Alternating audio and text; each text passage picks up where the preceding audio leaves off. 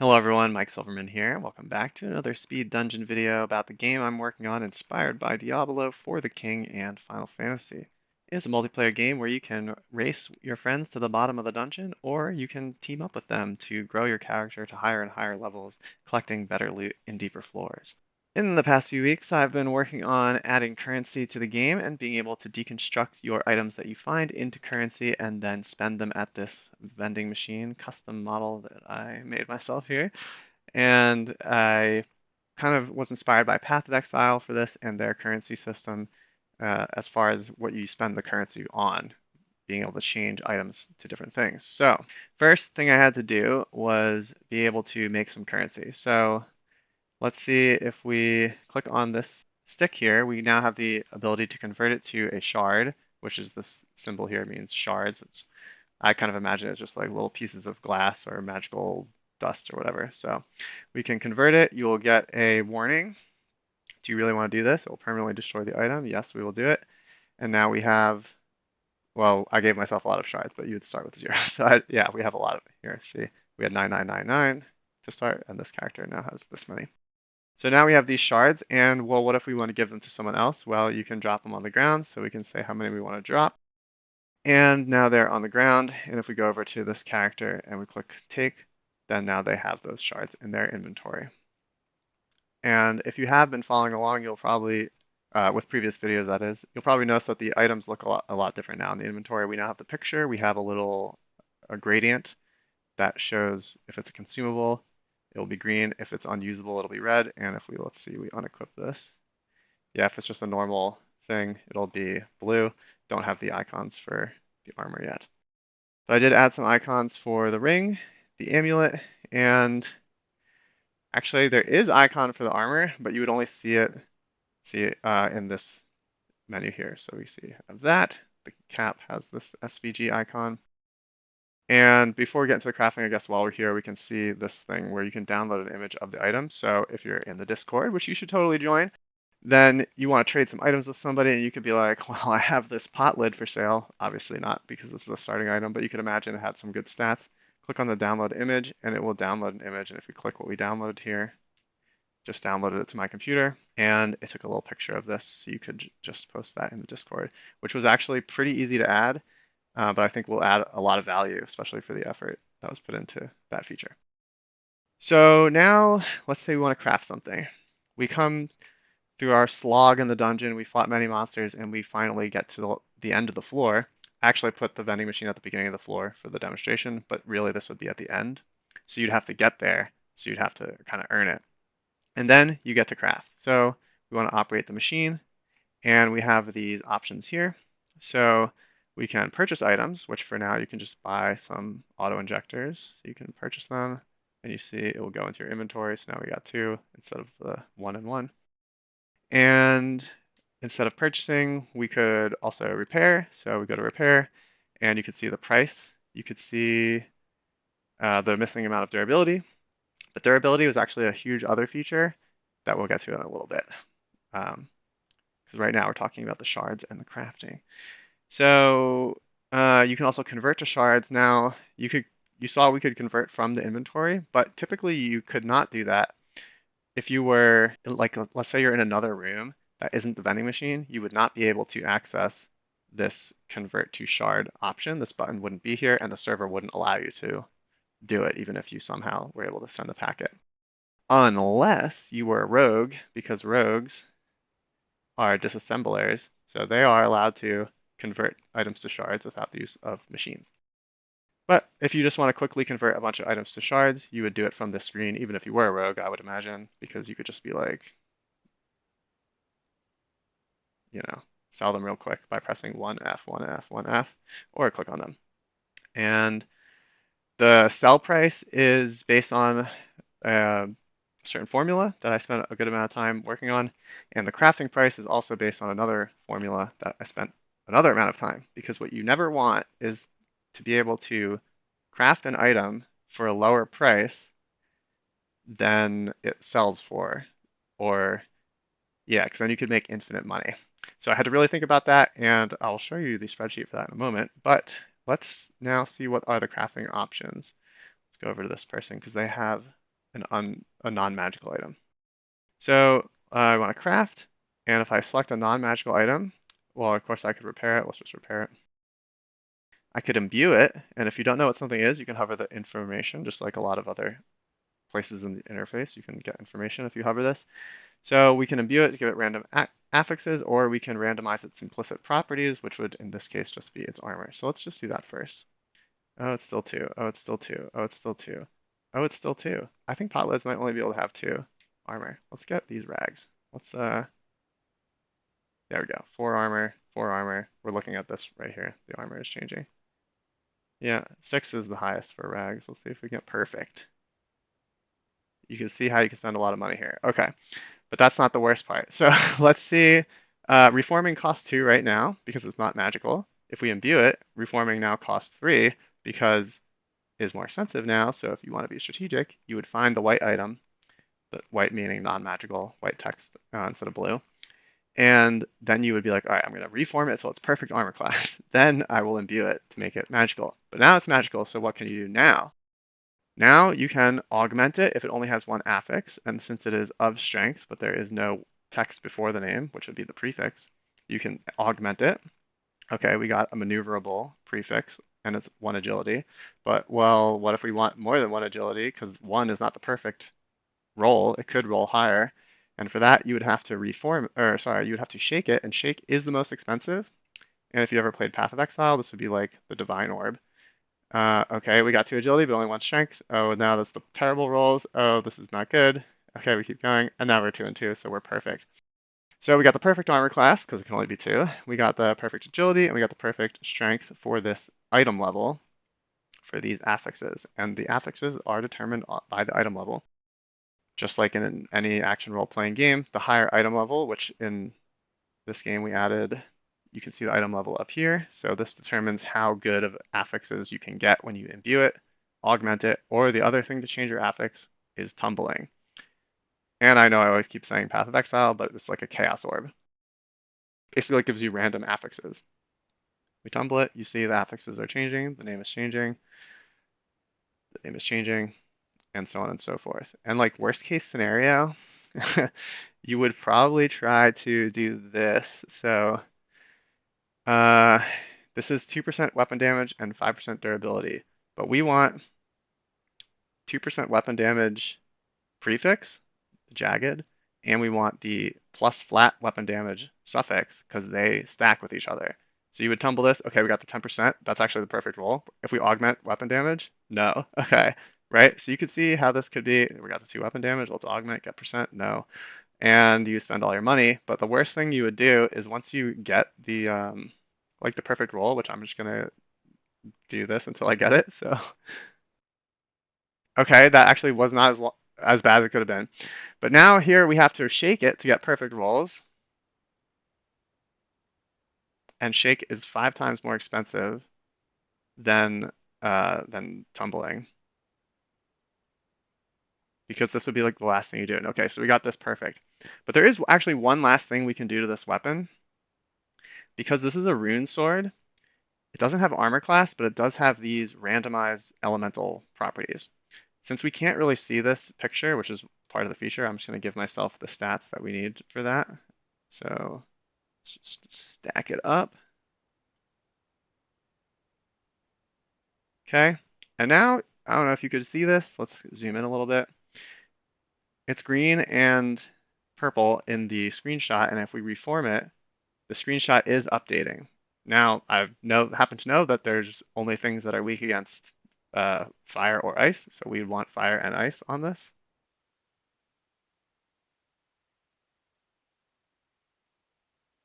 Oh, I started pressing the wrong button. Anyway, I re-rolled the attribute, so you got to be careful. You could lose all your money, and that would not be what you wanted. So anyway, you can see there's a thing you can do with the items that you don't want, which is convert them into shards. And then there's something you can do with the shards that you get, which is craft a better item, maybe some end game loot, or buy some consumables, because before you just have to grind for your consumables, and it was pretty untenable.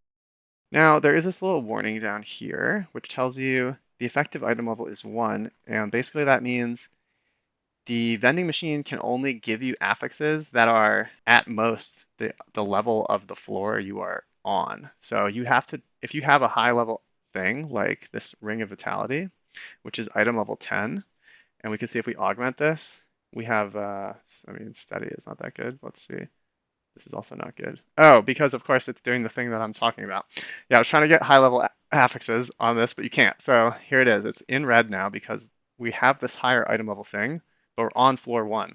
So if you really want to craft this to its highest potential and give it some item level 10 top tier affixes, you would have to venture into the deepest floor of the dungeon, level 10. And only then, well, of course, then you have to fight all the monsters, get to the vending machine, and then you'd have the opportunity to spend your money to try to get the best rolls. And then if you run out of money, you got to go back and grind. So that's kind of the game loop. Survive, craft, and that's basically that. Okay, so the other thing I've been working on is durability. So durability works like in Diablo, and you have these indicators if you are low on durability. We could zoom in a little bit. So you could see my hat is low, my bow is low, and if I switch my hot swap slot, actually I think this wasn't in it before, but your little icon of if you're holding a bow, the attack icon changes to arrows now instead of a slashing sword, which I think is pretty cool, and we have all these icons now. But yes, so you can see when you're wearing something low, it will show what it is, and I'm just pressing X and C to switch my hot swap slots on this character here. Right? So it's low. Now, how do you lose durability? We know how you get it back, which would be you operate the machine and you would craft, or sorry, you would repair, and we could repair our bow. And the more nice an item is, the higher item level, the better the affix is. It costs more to repair. What costs the most to repair is if you completely break the item, because in Diablo 1, which I'm heavily inspired by, if your item breaks, it's completely destroyed. But I thought that was a little bit harsh, and in also I thought it would be cool if you could save your item but at a heavy cost, which is kind of like in real life. Let's say you neglect your car, you don't maintain it, and it starts to get like more and more repair costs, and eventually it's going to have like a critical failure that costs way more money than it would have cost had you been upkeeping it. And that's what we're going to emulate here. So if your item gets to 0 durability, you could still repair it, but it's going to cost a lot more money. Maybe right now I have it at 4 times the amount. And that's to kind of make you consider like, do I just scrap this thing and try to roll another item? Or am I nostalgic about it and I think it's worth the money to save it? Or maybe it's just actually is worth it. And I think that will lead to some very interesting decision making if I can tune the numbers correctly. Okay, so let's see an item get broken. So let's go into the next room because we need to fight some monsters. And we're using this character right now. Our bow is 1 of 4. Bows lose durability every time they're fired, regardless if they hit, just like in Diablo. And we see it actually disappeared from her hand. I'll show you that on this character as well. So let's get, did we sell our bow on this person? We sold our bow. Okay, well, I have no items now. Oh yeah, I sold all my items. Now we show that it's empty inventory. That is also new. Well, let's just swing in with our fists. But yeah, the model disappeared when I broke it. So here we can lose some durability on our bow. And now if we get hit, our armor, see it just went from yellow to red. And hopefully, yeah, it broke the hat. So you have a 1/3 chance to take durability off your hat when you're hit, 2/3 chance to take off your armor, but if it's a critical strike, which the zombie just did a critical strike to us, then it damages your armor, your hat, and your shield all. So critical strike, getting hit by it is bad, which hopefully will make people want to choose this resilience attribute, which reduces your chance of getting critical strike a little bit more, because I feel like this is an underpicked thing when you're assigning your attributes. And that is one way that I'm trying to encourage this more interesting decision making. Eventually, I want to add some blocking and some parrying into the game, which would make you lose durability for your shield if you block an attack, or lose durability from your weapon if you were to parry the attack. Okay, so if you watched the last video, You know that this character, the warrior, has 3 hot swap slots. That's like their special thing. They have 3 sets of weapons that they can pick from in the battle. We just saw that this character can convert to a shard, even though we're in a battle and it's not at a machine. But if we go over to this character, the warrior, they don't have the options to do that. So what does the mage get? Because they don't want to be all no special thing, right? So one of my friends who was a playtester suggested there should be bags for the auto injectors because that's what I call the health potions. It's an auto injector. Because they said, oh, well, it takes a lot of inventory space. So for this character, the mage, you get the mini bag, which means all your auto injectors go into the mini bag, which you can hold 20 auto injectors, and then the rest of your inventory could be the equipment that you are accumulating. And if you want to have a lot of consumables, which kind of makes sense, if you're the mage, you need a lot of mana, so you got to be always constantly injecting yourself with mana, then that's why I thought this trait would be good for them. Oh my goodness, I forgot to talk about the spreadsheet. So when trying to figure out the price for things such as how much should it sell for, how much should it cost to craft certain things, how much should it sell for if it has not full durability, how much should it cost to repair, these things were very important because it is kind of essential. The game will need to have well-tuned numbers to be fun. So I had thought about it for many hours. Probably will have to think about it more and, of course, test it out in the field because if you just think of it yourself, it probably won't be the right answer. But the first iteration kind of worked like this. We have the item levels here. So as item levels increase, they get more expensive and they sell for more money. This is the so-called base crafting cost. And then I base every crafting recipe off of this. So to imbue, which means change an item to magical, it costs 1/2 of the crafting price. And then if you think about the opportunity cost of imbuing something, it is really the cost of paying for the imbue plus the fact that you didn't sell the item. So it really kind of costs you 3 instead of 1 to imbue a level 1 item because you could have sold it for 2 instead of paying 1. Now, when you want to tumble an item, which means randomize it all up, basically a Chaos Orb in Path of Exile. Here it is, Chaos Orb. That is usually twice the price of the Alchemy Orb. Where is that? I don't know. Probably too cheap to be sold here. Also, I haven't played this in years, so they changed all the pictures. But yeah, I based that price off of basically that is the base crafting price, just a 1-to-1 ratio. So everything is based off of getting 2 randomized affixes. Then augmenting costs even more because if you've tumbled and tumbled and tumbled until, or you just imbued it once, and you got the one affix you really want, you basically have half of what you want. So now you're invested. So now we can charge you more money. So the price is, I think, a little bit double. I forget, but basically you see it is more. And then the probably most expensive thing you could do, definitely, is shaking, which is to randomize the numbers of your affixes. And this is the thing you're going to have to do the most. And the most money will probably be spent on this because this is how you get the perfect gear in the game with the highest perfect rolls. And this is what everyone will be grinding for. I mean, in my imagined world of this game, if people actually play it, they will be spending a lot of time trying to get the perfect gear like this. And it's so expensive because if you look here, where is the Divine Orb? Divine Orb. So the Divine Orb, which is basically the shake action in my game, to a Chaos Orb is 1 to 35. So we didn't go that hard. We're only 5 times more expensive, not 35 times more expensive. And, this is even worse because in Path of Exile, there is more than 2 affixes, and you are randomizing the numbers of up to 6 affixes, at least how it was when I played.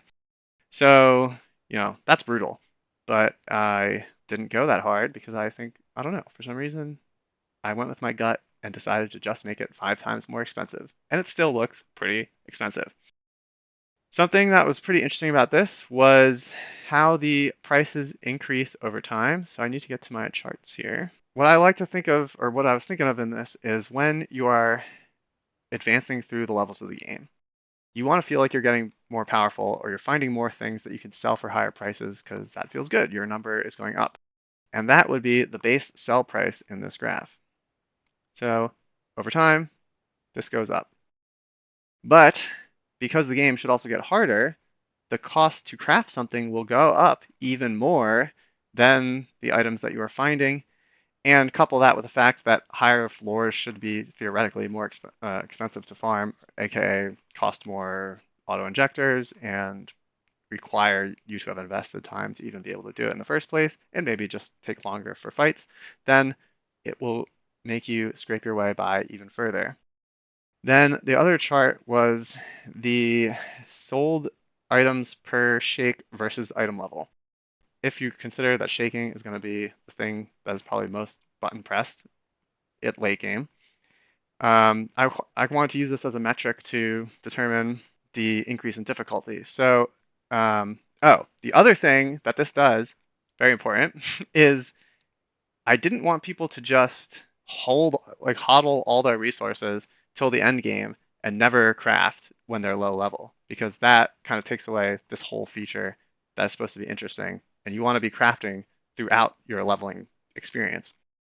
Since it is actually much cheaper to craft, as you can see, these lines are closer together when you're low level, your incentive to craft early is, well, one, it's a lot cheaper, and two, it helps you advance the higher levels faster because you're getting a better piece of gear to help you level up faster. And then you're like, well, why would you want to craft over here? It's so expensive. Well, of course, because then that's how you become the best in the world.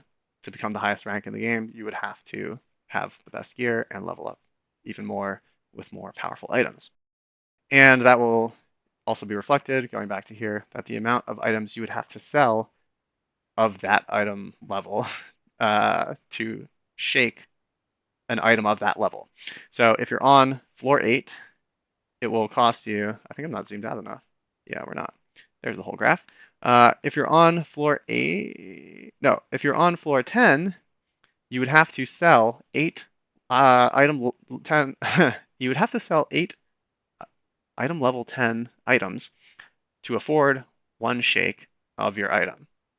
You could, of course, sell lower level items and then still spend that money up here, but that is kind of the ratio. So you are more incentivized, and you could also think of this as just like a general crafting price. Um, you are more incentivized to craft at lower levels as far as price, and you're more incentivized to craft at higher levels because those are the best items in the game. And then somewhere in the middle is where you kind of determine if you're going to start saving or you really need that extra boost. Anyway, that has been my addendum involving the spreadsheet, and I hope that was interesting because I definitely thought it was pretty cool. Oh, and by the way, this curve is an exponential curve with an additive step and a weight on the exponent so that the exponential increase is not so drastic, and there's always some linear step as well as the weighted increase. And I can tune the parameters of the weight and the linear step to achieve the split that makes the most sense. All right, I think that pretty much covers what I've been working on so far. And as always, I will encourage you to please take a look at the game. You can go to the website linked in the description and play for free. And if you want to save your character, you can make an account and your character will be persistent. But of course, it could be wiped if there's different updates that cause the old character files to not be compliant with the current way we're doing things. As well, please join the Discord, and I will leave it at that. So this has been Mike Silverman, and I will thank you for taking a look at roguelike racing slash speed dungeon slash I will change the name when it is probably released. And that is all for now. Have a great day. Goodbye.